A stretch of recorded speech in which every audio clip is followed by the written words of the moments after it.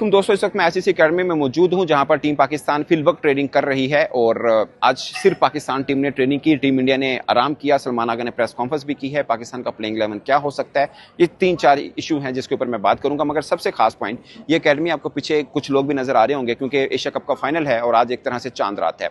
तो पाकिस्तानी कम्युनिटी के कुछ लोग और जो सिग्नेचर क्रिकेट फैंस हैं वो यहाँ पर आए। जब टीम आई तो हल्के फुल्का के नारेबाजी और ये वो सब चीज़ें हुई, मगर बहुत ज़्यादा रश नहीं था क्योंकि आज टीम इंडिया ने प्रैक्टिस नहीं की। अगर दो टीमें प्रैक्टिस करती हैं, दोनों के शायकीन आते हैं तो फिर थोड़ा रश बढ़ जाता है। और वैसे भी जब पता हो कि दूसरी टीम भी आ रही है, उनके शायकीन भी आने, तो फिर पाकिस्तानी शायकीन की तादाद भी ऑटोमेटिकली बढ़ जाती है। बट आज कुछ ज़्यादा तादाद में नहीं थे जो मैंने देखा था, तो बहुत ज़्यादा मतलब वो नहीं है। अमूमन हम देखते हैं कि जब ऐसे बड़े मुकाबले से पहले टीमें आती हैं तो ठीक ठाक किस्म का रश होता है, मगर चूंकि पाकिस्तान अकेला था तो वो रश नहीं हुआ।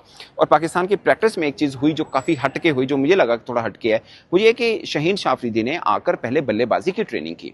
जाहिर है वो रन भी कर रहे हैं, बॉलिंग के साथ बैटिंग में भी पाकिस्तान को मैच जितवा रहे हैं और दोनों तरफ से अपना रोल कर रहे हैं। और आज आकर अमूमन ये होता है कि जब मैच से पहले पाकिस्तान टीम ट्रेनिंग करती है तो ये होता है कि जो ऑर्डर है आपका मैच के अंदर उसके मुताबिक ही सब खिलाड़ी ट्रेनिंग कर रहे होते हैं। लाइक आपके ओपनर्स, फिर मिडिल ऑर्डर, ये वो सब इस तरह से चलता है। नई बॉल जैसे मैच में खेलनी है, फिर नई बॉल के साथ ओपनर ट्रेनिंग करते हैं, वन डाउन वाला करता है, फिर स्पिनर्स के साथ भी बाकी बल्लेबाज और ओपनर भी ट्रेनिंग करते हैं, तो ये रहता है। मगर आज क्या हुआ कि शाहीन शाह अफरीदी आए और उन्होंने शुरुआत में आके बल्लेबाजी की ट्रेनिंग की और फास्ट बॉलर्स को भी उन्होंने खेला।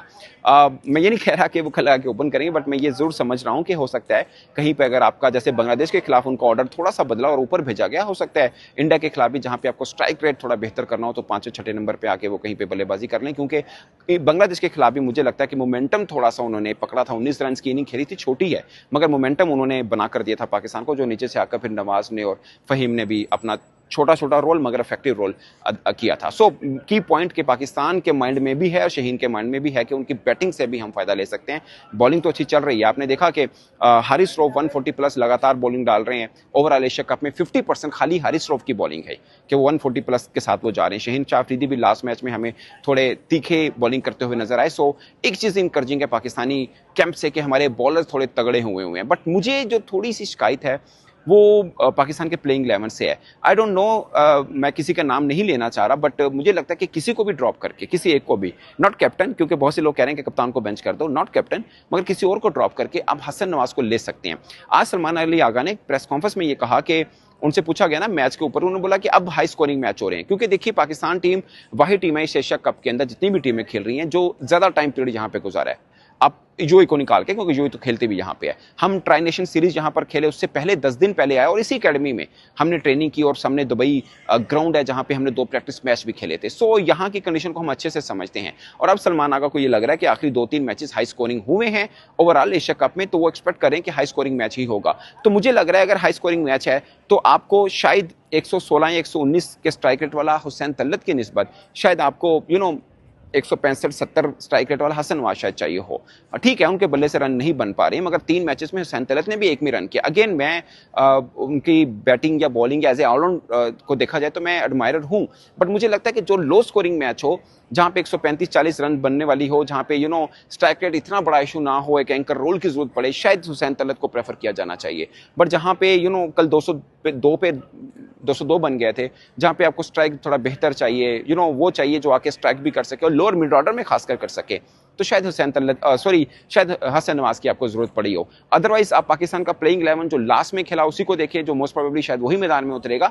तो प्लेइंग 11 में आपके सिर्फ 4 बैटर बनते हैं, फखर जमान, साहबजादा फरहान, साइम अयूब को मैं तो ऑलराउंडर मानता हूं, चलिए आप उनको बैटर काउंट कर लें, और कप्तान आपके, ये 4 रेगुलर बैटर हैं। बाकी आप देखिए इन 4 रेगुलर बैटर्स में भी साइम के रन नहीं आ रहे हैं, कप्तान के रन नहीं आ रहे हैं, अगर विकेट कीपर को भी ऐड कर लें तो उनके भी रन नहीं आ रही हैं। तो 4-5 रेगुलर बैटर्स में से भी 2-3 बिल्कुल फ्लॉप जा रही हैं। अगर आप ये एक्सपेक्ट करें कि हो सकता है वो फाइनल में चल लें, तो हो सकता है कि ऊपर आप फाइनल नहीं खेल पाएंगे। मुझे लगता है कि शायद हसन नवाज की इंक्लूजन, नो डाउट उनके भी रन नहीं आए, बट एक पाटे विकेट के ऊपर जहां पे रन फ्लो हो रहे हैं, जहां पे स्ट्राइक आपको अच्छी चाहिए, शायद हसन नवाज की इंक्लूजन आपकी टीम को मजबूत कर सकते हो। ये मेरा जाती ख्याल है। बाकी शोएब अख्तर ने तो कहा है कि चंदीमाल को बिठाया, खुद बैठ गए थे तो सलमान आगा भी बैठ जाए, बट मुझे लगता है कि शायद ये गलत होगा। सलमान आगा को कप्तान हैं और उनको ही रहना चाहिए। आपके पास और भी 2-3 वीक पहलू हैं, आप उनमें से किसी को ड्रॉप कर सकते हैं। एक नहीं है, खाली सलमान आगा से रन नहीं आ रहे, बाकियों से भी नहीं आ रहे।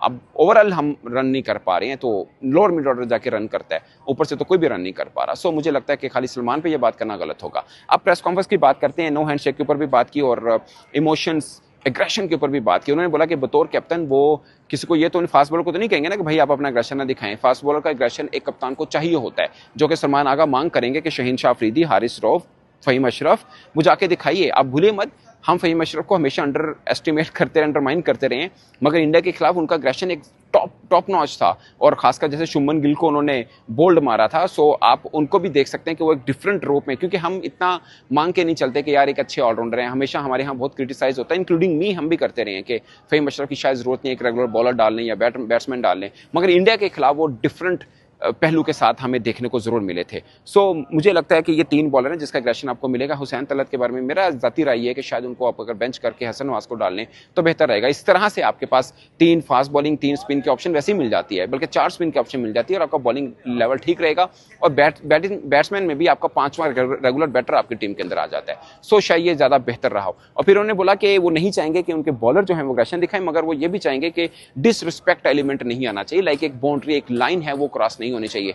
नो हैंडशेक पे उन्होंने बोला कि वो जब से क्रिकेट खेल रहे हैं, देख रहे हैं, ऐसा कभी हुआ नहीं है, क्योंकि एक जस्ट एक कहने के क्रिकेट स्पिरिट होता है कि आपने मैच खेला उसके बाद हैंडशेक करके चल दिए, खत्म है। बट अगर इंडिया नहीं करना चाह रहा सो नहीं करना चाह रहा तो नो प्रॉब्लम, मगर वो सलमान आगा ने कहा कि वो जब से खेल रहे हैं वो ये सब चीजें देखते आ रहे हैं किस तरह से चल रहा है। बाकी प्लेइंग 11 के ऊपर उनसे सवाल जरूर हुआ था, ऑफ कोर्स उन्होंने जवाब नहीं देना था। वैसे 2023 में जब हम एशिया कप खेल रहे थे ना, तो हम वही टीम थे जो एक दिन पहले प्लेइंग 11 अनाउंस कर देता था कि कल हमारे ये 11 खेलेंगे। इवन के वर्ल्ड कप 2023 में भी हमने ये किया था, अगरचे हम दोनों में अच्छा नहीं खेल पाए थे, मगर हमें हमारा प्लेइंग 11 डिसाइडेड था। एज ए जर्नलिस्ट मुझे लग रहा है हमारा प्लेइंग 11 क्या होगा, कैसे भी पिच हो, क्योंकि हम विनिंग को नहीं तोड़ते। ये हमारी एक मिथ है, भले कोच कोई भी हो, कि हमने मिथ बना रखी हुई है कि विनिंग है तो उसको नहीं तोड़ना है। वो चाहे आप पिच के मुताबिक आपको जरूरत हसन नवाज की हो या हुसैन तलत की, बट जो विनिंग चल रहा है वही मोमेंटम हम रखते हैं कि वो मोमेंटम ना टूटे हमारा। सो मैं नहीं एक्सपेक्ट कर रहा कि पाकिस्तान विनिंग कॉम्बिनेशन तोड़ेगा। बाकी इंडिया कैंप से ले लें तो अभिषेक शर्मा और पांड्या, ये 2 सवाल हैं जो इंडियन फैंस भी ऑफ कोर्स इंतजार कर रहे होंगे कि ये फिट होंगे, खेलेंगे या नहीं खेलेंगे। अभिषेक शर्मा का तो ऑलमोस्ट 90% 95% है कि उनको कोई ऐसा मसला नहीं है। और रही बात पांड्या की भी, तो उनकी भी इंजरी कोई बहुत संजीदा नोयत की नहीं है। मैं एक्सपेक्ट कर रहा हूँ कि वो पाकिस्तान के खिलाफ खेलेंगे, क्योंकि शायद अगर अभिषेक शर्मा नहीं खेलते तो उनको ऑफ कोर्स वो फॉर्म में है, नुकसान है, बट पांड्या का ना खेलना उनके लिए बड़ा नुकसान है, क्योंकि पांड्या एक तरह से 12th प्लेयर हैं। वो पूरी बैटिंग करते हैं, पूरी बॉलिंग करते हैं और पूरी फील्डिंग भी करते हैं। सो वो एक बड़ा नुकसान होगा इंडिया का अगर पांड्या नहीं खेलते। लेकिन मुझे लगता है पांड्या भी खेलेंगे, क्योंकि प्रिकॉशनरी तौर पर उनको दोबारा मैदान में नहीं उतारा था, 1 ओवर किया था और अभी भी थोड़ा सा शायद वो कंफर्ट उस तरह से फील नहीं कर रहे होंगे। बट आई होप कि अभी थोड़ा टाइम पड़ा हुआ है, एक तरह से पूरा दिन पड़ा हुआ है, तो कल मैच में आपको पांड्या बॉलिंग बैटिंग करते हुए नजर आए। मैं ये एक्सपेक्ट कर रहा हूँ वो खेलेंगे, जो मेरी जो न्यूज़ पर्सपेक्टिव में भी मैं ये सोच रहा हूँ कि वही खेलेंगे। सो इंडिया भी प्लेइंग 11 चेंज नहीं करेगा। वो इसलिए नहीं करेगा कि उन्होंने पाकिस्तान के खिलाफ पिछले 2 संडे में जो प्लेइंग 11 खिलाया उसी के साथ जाएंगे। उसमें 3 स्पिनर हैं उनके पास, 3 ही फास्ट बॉलर हैं, तो 6 बॉलर्स के ऑप्शन उनके पास है। बैटिंग में 8 तक बैटिंग उनके पास है। सो वो भी चेंज नहीं कर रहे, पाकिस्तान भी मेरे ख्याल में चेंज नहीं कर रहे। कर देने में एक बैटिंग ऐड कर लें तो शायद बेहतर हो, बट ओवरऑल ये माहौल बना हुआ है। बाकी टीम इंडिया ने आज रेस्ट किया है, पाकिस्तानी खिलाड़ी आए हैं और उन्होंने ठीक ठाक किस्म का पसीना बहाया है, अभी भी बहा रहे हैं, थोड़ी देर के बाद यहाँ से चल देंगे। तो ये सूरत हाल है दोस्तों इस फाइनल को लेके। मगर दुबई में चांद रात वाला माहौल है, पाकिस्तानी और इंडियन फैंस बड़े एक्साइटेड हैं। और सबसे खास बात कि दुबई स्टेडियम की टिकट जो हैं सब बिक चुकी हैं। जो VIP बॉक्स वाली हैं वो कुछ पड़ी हैं, अदरवाइज सब बिक चुकी है। ये बात इसलिए इंपॉर्टेंट है कि पहला जो मैच हुआ था उसके ऊपर था कि फैंस ने आना नहीं है क्योंकि बाइकआउट कर रहे हैं। दूसरे मैच में फिर तादाद बेहतर हो गई थी। खैर पहले मैच में भी पूरा फुल पैक था, मगर शुरुआत में टिकटें से स्लो बिकी थी। दूसरा मैच भी फुल पैक ही नजर आया, मगर अब तो टिकटें पहले से बिक चुकी हैं। तो ये सूरत हाल है दोस्तों पूरी की पूरी। मुझे इजाजत दीजिए, आप अपनी राय कमेंट के सूरत में जरूर बताइएगा। मेरी तरफ से इतना ही, अल्लाह हाफिज़।